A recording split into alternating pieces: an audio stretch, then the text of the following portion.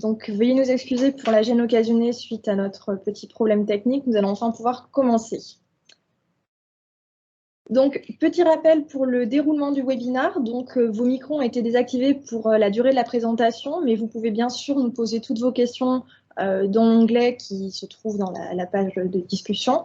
Nous répondrons bien sûr à vos questions à la fin du webinaire.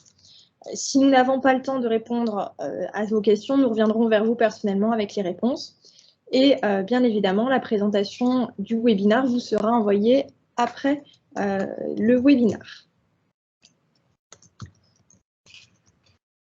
Alors, concernant les intervenants et l'agenda du jour, donc, nous allons avoir deux parties. Une première partie présentée par Claude Gagnol qui vous fera un point sur les marchés blé, monde et France. Puis une présentation par Lucille Dubos sur la qualité des farines nouvelle récolte. Donc, je vais maintenant laisser la place à mes deux collègues qui vont pouvoir vous présenter les blés et les récoltes blé 2021. Alors bonjour à toutes et à tous, merci d'être nombreux à ce webinaire version 2021. J'aurais tendance à questionner ceux qui étaient présents l'an dernier, en particulier les personnes qui sont aux achats, pour leur demander comment s'était passé cette année. Et je crois, sans trahir certains secrets, que l'année a été mouvementée et pleine de surprises, ce qui montre bien que d'une année sur l'autre, les marchés se suivent mais ne se ressemblent pas. Et malgré toute l'expérience qu'on peut avoir, on ne cesse de découvrir des éléments qui sont encore liés, une fois de plus, à la partie donc climatique. On est complètement rentré dans ce qu'on appelle un weather market dans le jargon des traders, qui est un ensemble qui est lié à un ensemble d'éléments climatiques. Et puis, bien entendu, des acteurs qui ont surgi sur le marché, comme la Chine. Et je ne cesse de le rappeler que ce consommateur et producteur aussi, qui est un important producteur de blé, puisqu'il produit autant de blé que l'Europe, la Chine est un pays très difficile à cerner, difficile à connaître. Et donc, il y a plein de choses inconnues dans ce pays-là et on ne sait jamais vraiment quand est-ce qu'ils vont intervenir sur les marchés. Bon, on savait qu'il y avait des discussions entre les États-Unis et la Chine durant le règne de l'ancien président, si je puis dire, des discussions tendues qui se sont relâchées à la fin donc, de la présidence. Et puis, les Chinois sont venus au marché pour acheter de grosses quantités de soja, de maïs et à moindre mesure de blé. Donc, tout ça a bouleversé le marché dans un contexte très tendu au niveau climatique, puisque vous voyez que sur cette carte, il y a encore trois zones en 2021 qui ont fortement impacté les marchés. Donc, tout d'abord, ça a commencé au Brésil, avec une forte sécheresse, d'abord un retard de semis des productions de maïs au Brésil, avec une forte sécheresse qui a suivi et qui a entraîné une forte réduction de la production de maïs qui est récoltée au printemps 2021. Donc là, on est sur ce qu'on appelle la récolte 2020-2021. On va parler tout à l'heure de la récolte 2021-2022, mais là, donc le Brésil a impacté lourdement sur le complexe de céréales qui est composé du blé et donc du maïs. Et puis, bien sûr, le soja. Suite à cette sécheresse du Brésil, est arrivée une nouvelle vague de chaleur qui a fortement affecté le Canada et le nord des États-Unis, en particulier donc la région du Dakota, qui est donc une grosse région productrice de blé, et plus partiellement le Corn Belt où il se produit donc beaucoup de maïs, on verra ça. Donc cette zone-là donc a été touchée par une vague de chaleur. Il y a une cloche de chaleur sur cette zone-là avec une grande partie sur le Canada. Et là, donc, on a donc un ensemble de productions, pas uniquement le blé, enfin, c'est surtout le blé de printemps, mais aussi donc le canola, le maïs, les lentilles qui ont été largement affectés par cette vague de chaleur. Et puis, à moindre mesure, mais ça n'a fait que mettre de l'huile sur le feu, on a aussi noté une sécheresse partielle en Russie, pays qui était déjà tendu sur ses disponibles, un pays qui a mis d'ailleurs des taxes à l'exportation pour gérer l'inflation donc des matières au sein de la Russie. Donc la Russie a connu une sécheresse sur les zones productrices de blé et ça n'a fait que tendre la situation. Sur le reste du monde, on va dire que c'était globalement calme, mais pas si calme que ça, puisqu'on va arriver ensuite avec la récolte européenne qui nous a laissé bonne et mauvaise surprise. Bonne surprise en rendement, mais mauvaise surprise en qualité. Donc ça ne fait qu'ajouter à la complexité. Alors, ce qui s'est passé au niveau du marché, c'est que d'habitude, c'est le blé qui est le driver des marchés, c'est-à-dire c'est lui qui donne le ton en ce qui concerne les prix. En général, on observe un différentiel de 15 € entre le prix du blé et le prix du maïs. Donc 15 €, le blé est 15 € plus cher que le maïs. Or, vous voyez que sur la courbe, à partir du mois de mai, la situation s'est largement inversée et le maïs est devenu le driver du marché. Driver du marché, pourquoi? Parce que sous la demande chinoise, bien sûr, qui reconstituait son cheptel porcin après donc la grippe porcine qu'il y a eu, et où ils ont abattu un grand nombre d'animaux, et en particulier les reproducteurs, pour faire face à cette épidémie. Et puis, bien entendu, cette vague de chaleur au Brésil, au moment où arrivait la récolte en avril-mai, qui a tendu les marchés, et toujours aussi dans un contexte de ce qu'on appelle le carry-over, c'est-à-dire les reports de volume d'une année sur l'autre de plus en plus tendus. Alors tout ça donc m'amène à reparler des fondamentaux qui animent le marché, et il faut bien les garder en tête, sachant qu'une année ça peut être un fondamental et une autre année un autre. Donc en tout cas, retenez bien les éléments structurels qui sont d'abord ce qu'on appelle le complexe céréalier, le blé et le maïs. Donc surface de blé et puis bien entendu volume de production, mais aussi celui du maïs, et je viens d'en parler. Le ratio stock sur consommation, et là aussi cette année c'est un élément important, mais c'est surtout le rapport le stock disponible à l'exportation qui fait la différence, on le verra plus tard. L'impact sur les autres céréales, le maïs, mais le riz aussi. Le riz, heureusement, cette année est en bonne posture, mais enfin, on passe quand même des périodes difficiles là aussi. Et puis après, le rapport des monnaies entre le dollar et l'euro, donc qui influence sur les capacités d'un pays à plus ou moins exporter. Donc après, vous avez des monnaies plus, enfin, je vais dire locales, comme le rouble ou le hryvnia ukrainien, ou la lire turque, tout simplement, qui peuvent impacter sur certaines situations d'export.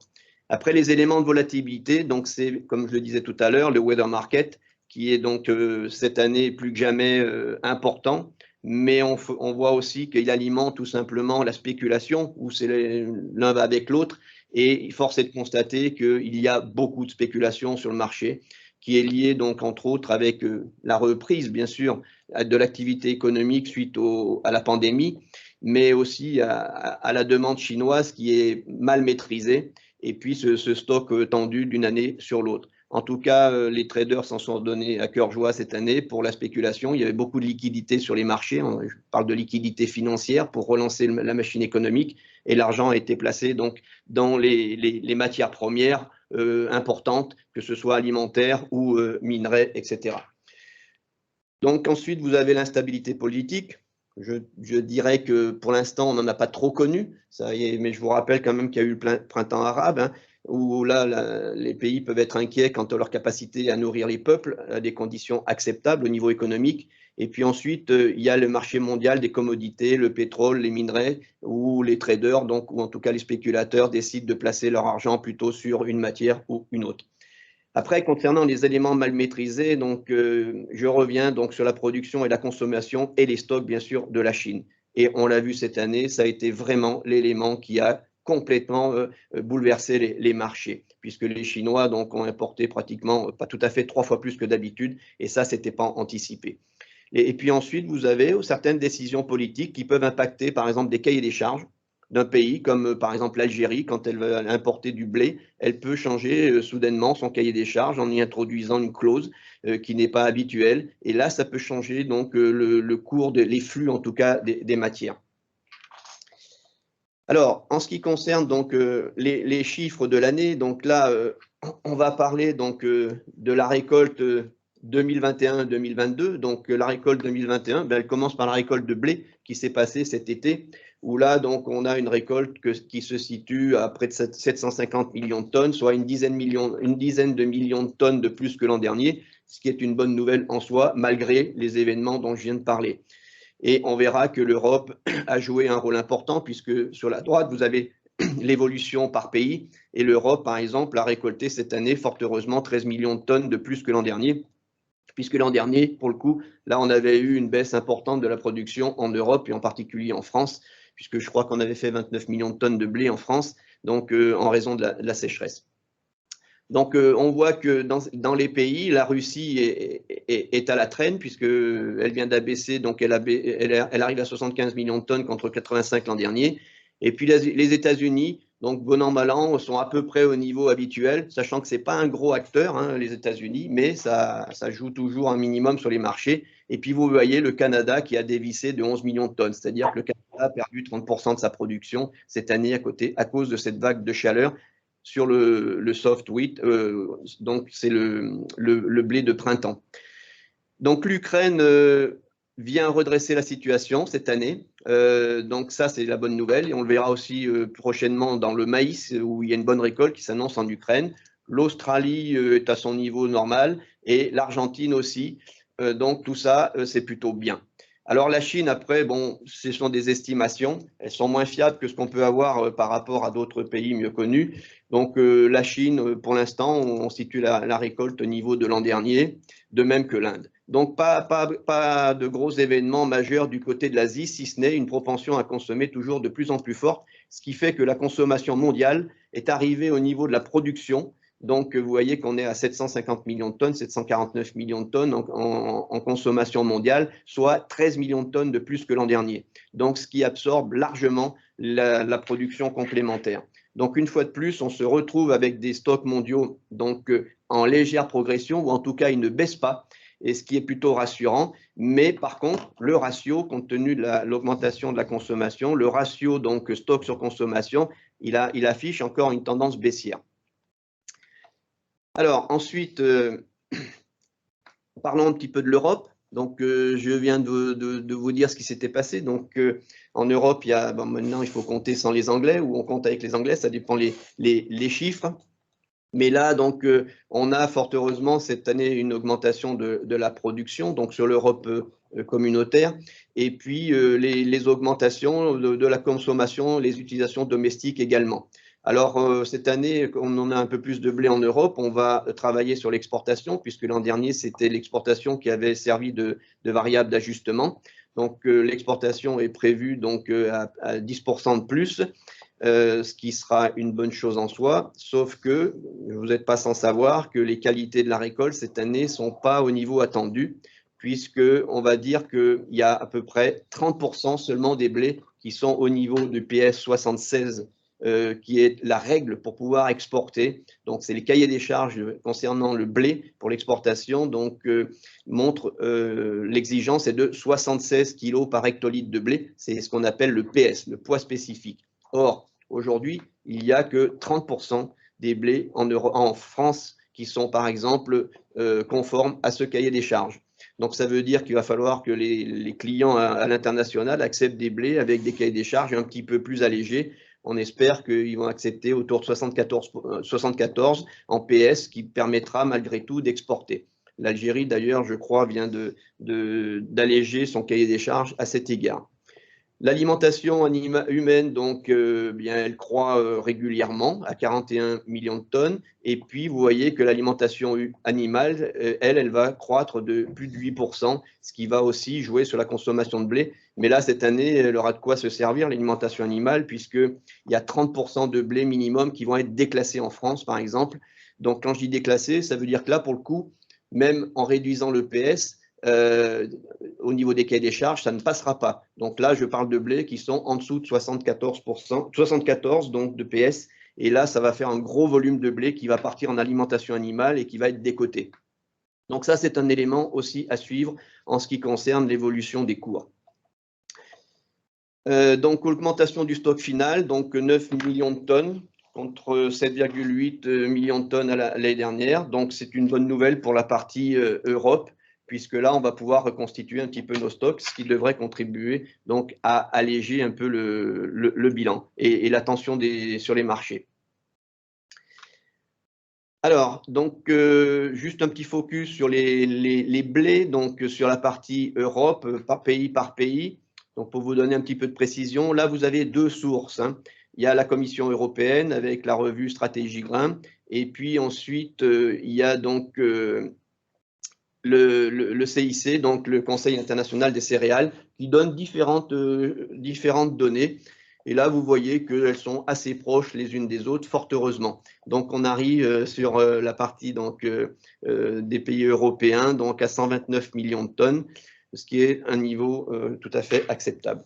Alors, pour les orges, ça se passe plutôt bien en quantité aussi, mais par contre, les qualités ne sont pas là. Par exemple, les brasseurs vont avoir quelques soucis cette année pour s'approvisionner en orge de qualité, ce qui peut créer une tension sur le disponible donc pour la brasserie. Et quant au blé dur, eh bien là, c'est le Canada qui pèse. En France, on a à peu près ce qu'il faut en récolte, mais par contre, les cours ont explosé en raison du fait que le Canada a baissé énormément en production de blé dur. Donc, le prix du blé dur a quasiment doublé, hein, je vous rappelle. Alors, ensuite, concernant les surfaces céréalières, juste un petit tour d'horizon. Donc, on avait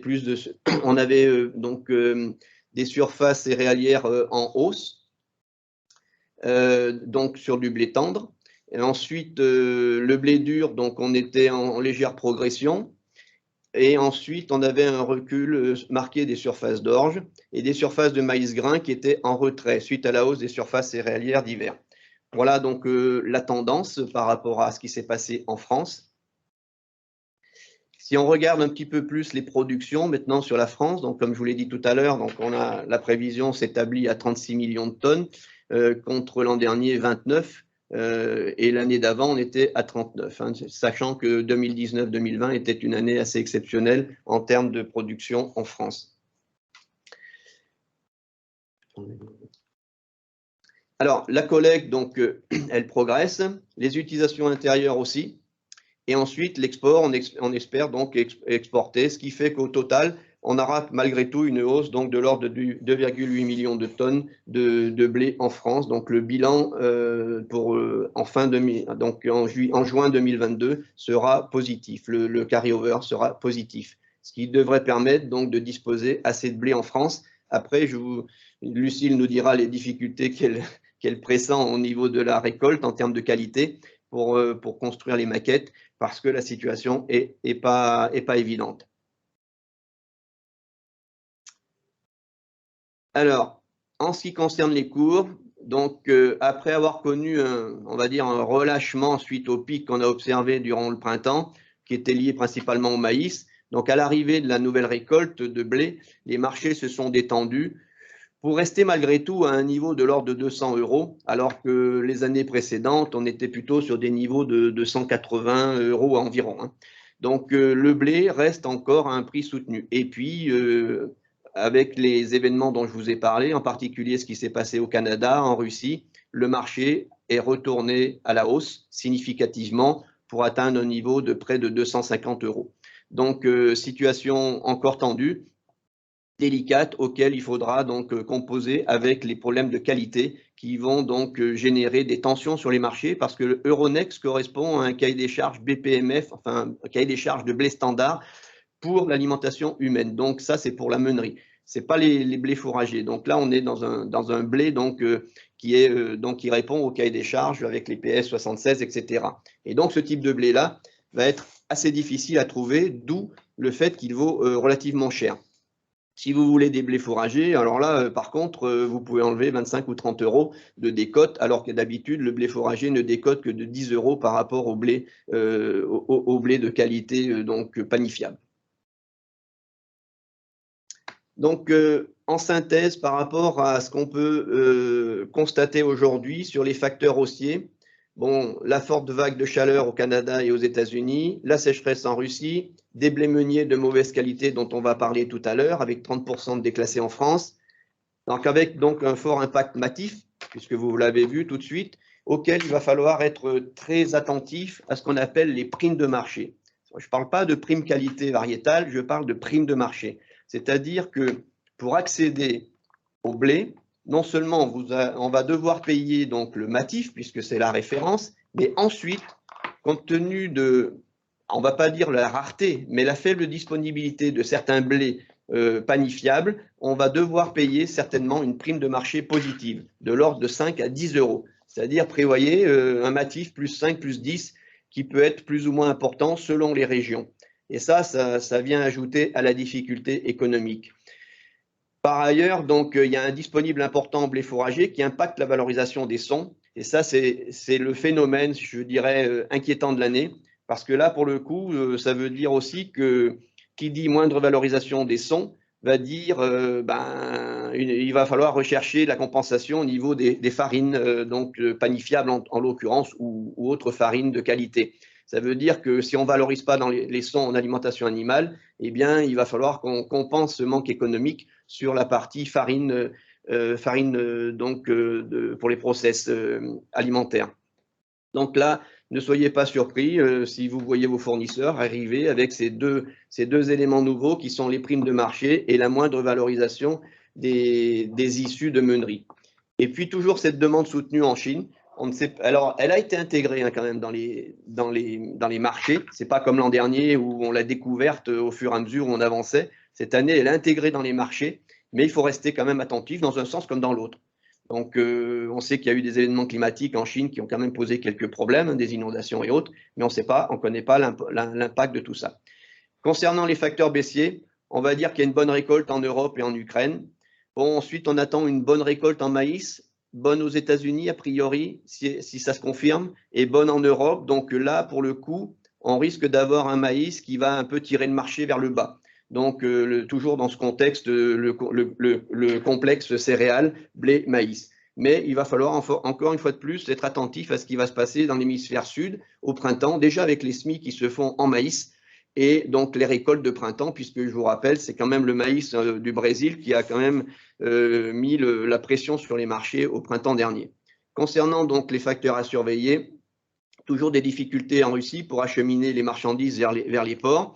La reprise de la consommation mondiale qu'on a déjà observée cette année, mais qui devrait se poursuivre, et donc notamment sur les coûts des carburants et le transport et autres. Je crois qu'aujourd'hui, c'est plus un secret d'expliquer qu'il y a une inflation généralisée. Là, on vient de parler des matières premières, mais c'est tous les secteurs qui sont concernés par l'inflation. On le voit sur les aciers, mais aujourd'hui, il faut savoir que les transports, par exemple, les conteneurs en provenance de Chine, le coût a été multiplié par 7. Donc, un conteneur qui coûtait, par exemple, 2000 € pour transporter de la marchandise de Chine vers l'Europe, 2000 $, je crois, eh bien, aujourd'hui, c'est 14 000 $. Donc, voilà, ça, c'est pour le fret en provenance de Chine. Parce qu'il y a une grosse activité qui est de Chine vers les États-Unis ou d'Europe vers les États-Unis et il y a un manque de conteneurs en ce moment. Donc, maintien du niveau des importations des acheteurs traditionnels. On ne voit pas de pays baisser significativement. Seul le Maroc aujourd'hui a une belle récolte, mais autrement, les autres pays qui achètent du blé, ils vont continuer d'acheter. Surveiller toujours les besoins chinois, les coûts logistiques internationaux. Et puis, donc, cette fameuse récolte de maïs au Brésil. Les facteurs baissiers, donc toujours de l'incertitude au niveau de la pandémie mondiale. Enfin, cette incertitude, elle commence à se résorber petit à petit. On voit qu'il y a un petit peu plus de confiance avec la vaccination. Politique publique des pays d'Afrique du Nord, dont le but est de limiter le gaspillage du pain, mais ça, c'est d'année en année, on le sait. L'ouverture du cahier des charges des Algériens au blé russe, ça a déjà été fait l'an dernier. Il s'est déjà exporté du blé russe vers la Russie à titre d'essai. Donc, si des fois la Russie prenait ces marchés-là, eh bien, c'est autant de blé qui ne partira pas de la France. Et puis ensuite, donc, cette consommation mondiale qui peut encore se prolonger. On voit bien qu'en France, on attend une croissance de l'ordre de 4%, je crois, et l'an prochain également. Donc, il y a une tendance aujourd'hui, peut-être à rattraper le temps perdu de consommation. Et puis ensuite, donc, des bonnes prévisions pour l'instant dans l'hémisphère sud, mais n'oublions pas qu'on n'en est qu'au semis. Donc les intentions sont là, reste à voir la finalité des choses. En ce qui concerne donc le coût de revient des farines de blé, donc là aussi quelques petites précisions sur la façon dont on calcule un prix de farine de blé. Donc tout d'abord, vous avez différentes qualités de blé. Il y a ce qu'on appelle les BPMF, les blés panifiables pour la meunerie française. Donc, c'est le standard du blé. Et ensuite, vous avez donc un ensemble de blés dits améliorants ou de qualité spécifique. Donc, d'abord, il y a ce qu'on appelle les variétés recommandées par la meunerie. La meunerie, quand on dit la meunerie, c'est l'Association nationale de la meunerie française qui fait sa liste de variétés recommandées pour faire de la panification. Et puis après, vous avez les blés améliorants de force qui, eux, vont vous apporter de la protéine. Donc ensuite, vous avez un ensemble de filières, les filières CRC entre autres, qui sont de plus en plus connues, mais pas que. Il y a la filière Arvalis, enfin la norme IRTAC, et ensuite vous avez des filières plus locales comme la graine au pain, ce qui concerne l'imagrin et gréglan, les farines diététiques infantiles, etc. Alors cette année, compte tenu des problématiques de déclassement des blés, toutes ces filières sont tendues. Donc ça va être probablement difficile de trouver les volumes nécessaires dès l'instant où on veut un cahier des charges spécifique. Et alors, si vous n'avez pas anticipé vos demandes en cahier des charges spécifiques, bah, vous aurez d'autant plus de difficultés pour obtenir ces produits-là, ces matières premières, parce qu'elles sont largement impactées par les déclassements, puisque tous les blés sont concernés par les déclassements qualité cette année. Je rappelle, niveau de 30% de déclassement, ce qui n'est pas rien quand même. Donc, attention avec tous ces cahiers des charges spécifiques, et je ne peux que vous recommander d'anticiper à l'avenir vos besoins. La construction du coût de revient, donc la référence mative, j'en ai parlé, auquel vous devrez rajouter cette année ce qu'on appelle les primes de marché. Ensuite, les primes qualité sur les blés améliorants, les primes filières, les majorations de stockage, bon, mais ça, c'est une donnée de marché. Le rendement meunier. Cette année, le rendement meunier est attendu un peu à la baisse, on ne le sait pas trop encore, qui est lié au poids spécifique. Ça, c'est des choses que vous verrez avec vos fournisseurs, voir comment ça se passe dans chaque région.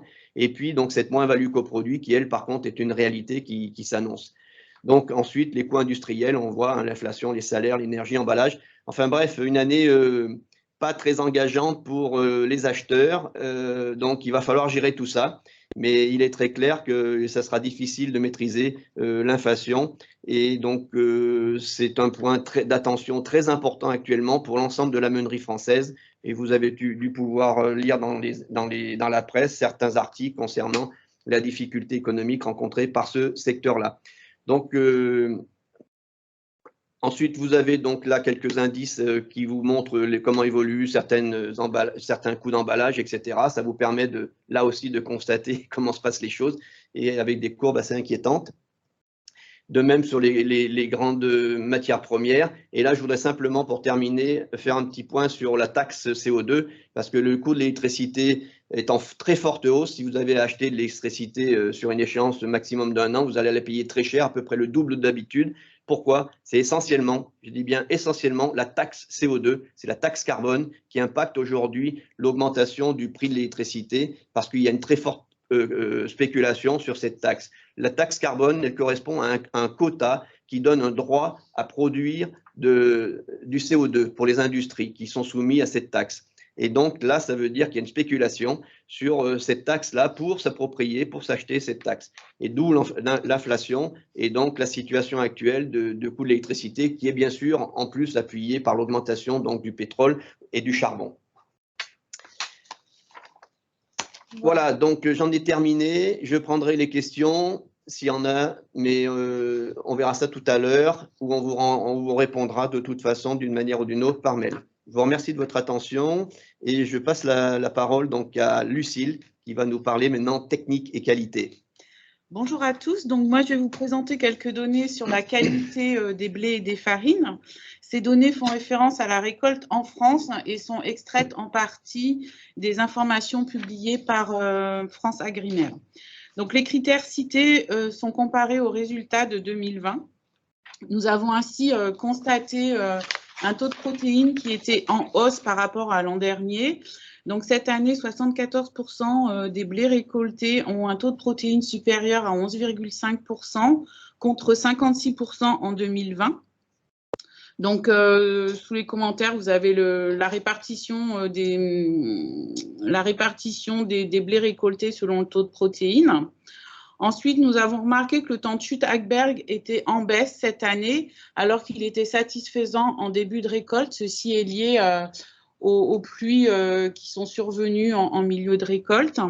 Donc, le temps de chute cette année, sur 51% des volumes collectés, il est supérieur à 240 secondes contre 95% des blés récoltés en 2020. Concernant le poids spécifique, donc Claude vous en a déjà parlé, il est en forte baisse cette année et ceci va fortement impacter la qualité des blés. Donc cette année, on a seulement 32% des blés récoltés qui ont un poids spécifique supérieur à 76 kg par hectolitre. Et en 2020, on avait 98% de la récolte qui était supérieure à 76 kg par hectolitre. Donc, on voit vraiment une très forte baisse. Cette année, on pourra remarquer, selon les régions, des problématiques mycotoxines, mais ces problématiques vont rester finalement assez faibles. Et ensuite, bon, donc ce que Claude vous a déjà dit, on va avoir un déclassement en alimentation animale pouvant aller jusqu'à 30% selon les régions. Donc, selon la classification France Agrimaire, en 2020, nous avions 80% des blés qui étaient classés en qualité premium et supérieure. En 2021, ils représentent seulement 25%. Les résultats au labo de panification, donc ce que nous avons remarqué chez nous lors des premiers essais, c'est qu'on a une hydratation inférieure des pâtes de 1 à 3 points. Et cette baisse d'hydratation peut aller jusqu'à moins 4 points sur certaines zones, ce qui est le cas en Auvergne. Malgré cela, le profil de chaque variété reste cohérent. Et si on remarque un lissage plus lent avec des pâtes déchirées, on remarque toutefois que les variétés dites extensibles se lissent toujours mieux en fin de pétrissage. C'est le cas des variétés Orégrain et Apache. Au niveau de l'élasticité et de l'extensibilité, on a noté qu'on avait des pâtes plus tenaces, plus difficiles à allonger, donc une extensibilité en baisse. Les volumes sont moyens, mais ils restent corrects. Et le coup de lame reste faible. C'est un peu ce qu'on avait déjà remarqué l'an dernier. Et les tolérances également sont faibles à moyenne selon les régions. Ce qu'on a remarqué en revanche sur toutes les régions, c'est qu'on obtient des pains moins colorés, en aspect moins coloré. Au niveau des laboratoires d'analyse, au niveau de l'alvéographe, on a remarqué une diminution du P sur L, donc de l'élasticité des pâtes, et également une diminution du W.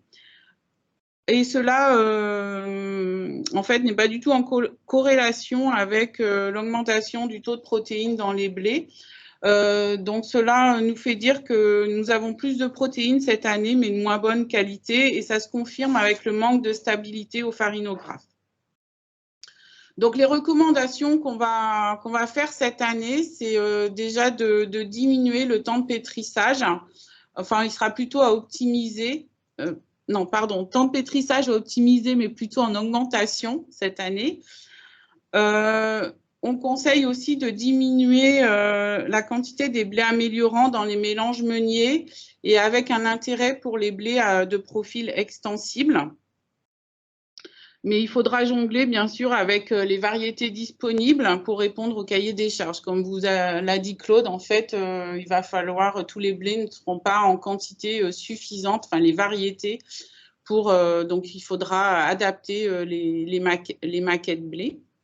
Au niveau de la correction, notre recommandation, c'est d'augmenter les extenseurs dans les correcteurs, c'est-à-dire surtout augmenter la levure désactivée. Et après, on peut avoir un intérêt pour, par exemple, des farines fonctionnelles pour permettre d'hydrater plus les pâtes. On va privilégier également les enzymes qui vont donner de l'extensibilité et, si besoin, de la tenue. Voilà, merci beaucoup Lucille et Claude pour toutes ces informations. J'espère que vous avez eu la possibilité de tout bien saisir. Donc, maintenant, nous sommes sur la partie questions-réponses. Donc, comme indiqué au départ, je ne sais pas si nous aurons le temps de prendre toutes les questions, de répondre à toutes vos questions. Nous reviendrons toutefois vers vous après ce webinaire pour vous apporter toutes les réponses nécessaires.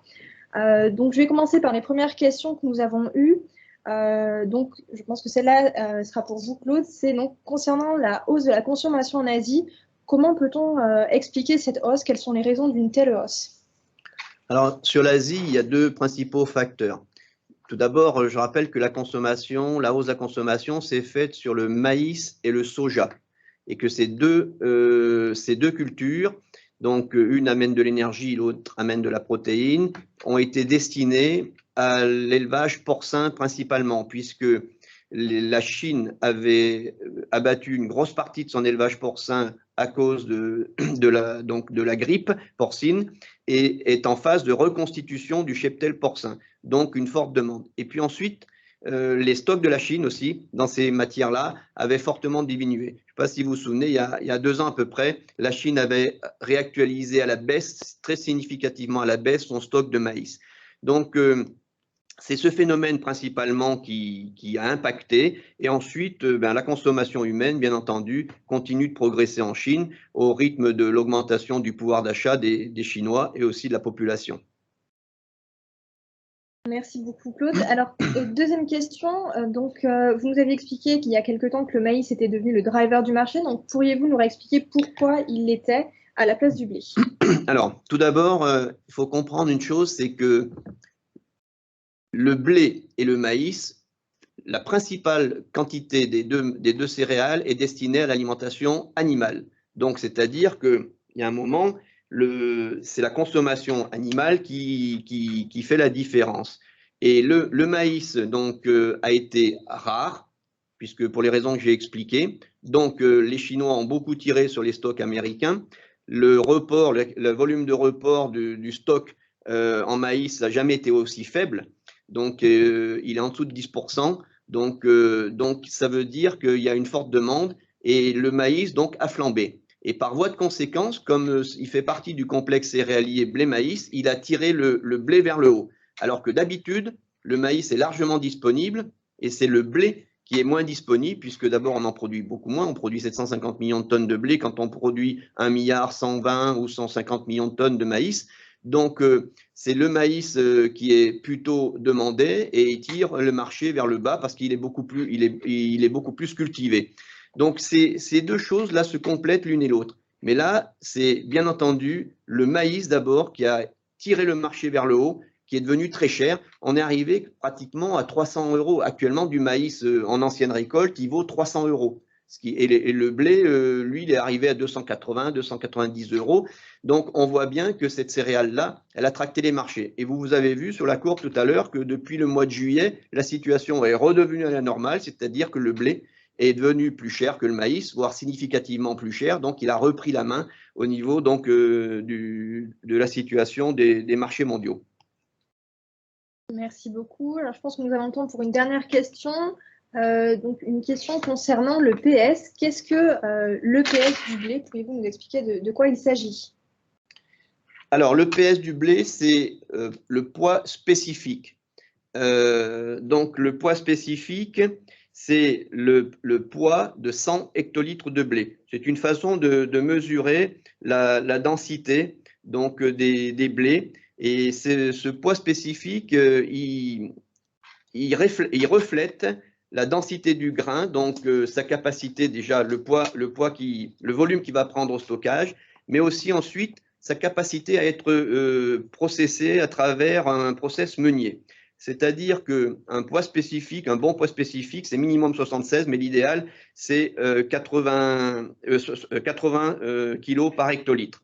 Donc, ce poids spécifique témoigne, je dirais, une bonne qualité de grain, un grain qui a vécu normalement, qui n'a pas subi d'intempéries. Il y a 2 éléments qui peuvent affecter le poids spécifique, c'est les périodes de pluie et de sec, donc l'alternance pluie-sec, et aussi surtout les échaudages qu'il peut y avoir au printemps sur la culture du blé où il y a un gros coup de chaud. Alors ces échaudages produisent des tout petits grains, et donc ça rabougrit le grain, ce qui fait que ce grain est petit, rabougri, il est très difficile à décortiquer. Donc on a du mal à séparer la farine de l'enveloppe.